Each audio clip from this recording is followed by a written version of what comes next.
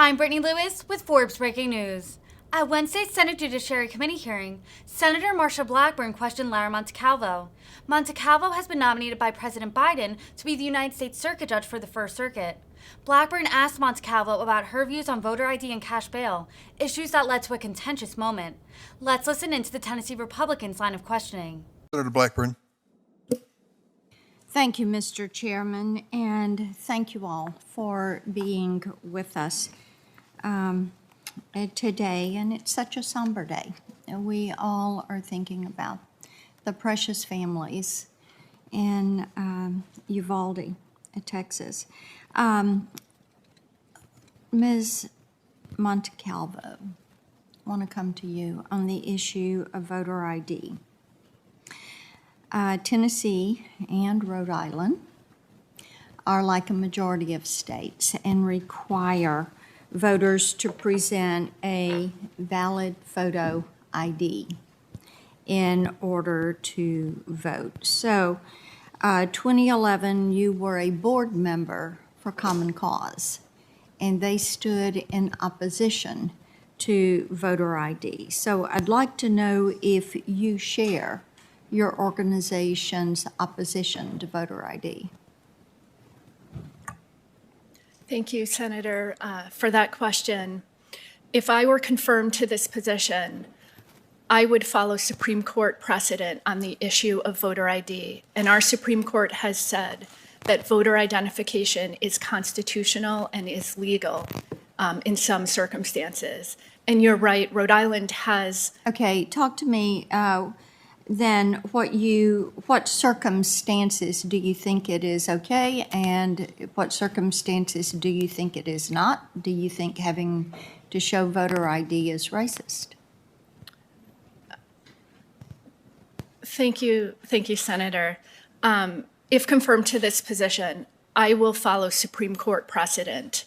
Okay, in other words, you don't want to answer me. Let me ask you about cash bail, because you are in favor of ending cash bail. Is that correct?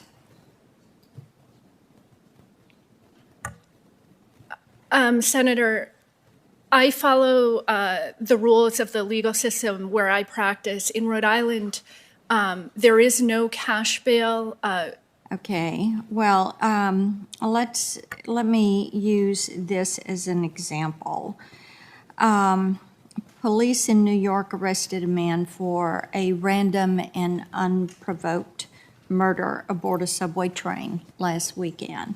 And the offender was previously arrested for assault, robbery, menacing, and grand larceny, in addition to 3 other cases that are still pending. He was also previously convicted of attempted murder. He was arrested on April 22nd for stealing a motorcycle, but the judge set a nominal bail of $1, rejecting the prosecutor's request for a $15,000 bail.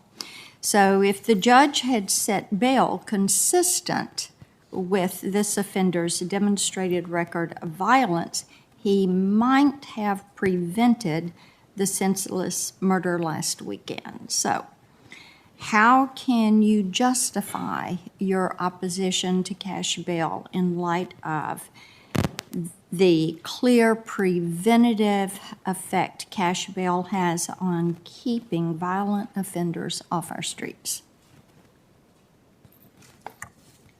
Thank you, Senator. And I'm not familiar with that case that you just gave as an example. What I will say is I suspect that bail determinations are... No, I'm asking you, are you for eliminating cash bail, yes or no? Senator, I don't have a position on cash bail. It's not something... You don't have a position on cash bail, and you don't have a position on voter ID, correct? My position on voter ID and on all bail determinations, if I were confirmed, is that I will follow the law. All right. Ms. Merriam, what is your approach to constitutional interpretation of the law? Thank you, Senator. Every inquiry begins with the text. And so if I'm presented with a question that involves a constitutional provision, usually an amendment, I first read carefully the text of that provision and then turn to Supreme Court precedent and Second Circuit precedent. To date, frankly, I think that's been sufficient in my 7+ years on the bench to solve the problem. And I don't think I've ever had to go any further than that, although with very specific issues, you sometimes find that around the country, other trial courts have spoken helpfully on fact patterns very close to yours. But generally, by starting with the text and going through the binding precedent, I'm able to reach a conclusion. Okay, thank you. Thank you, Mr. Chairman. Thanks, Senator Blackburn. Senator Lee. Thank you, Mr. Chairman. Judge Merriam, I'd like to start with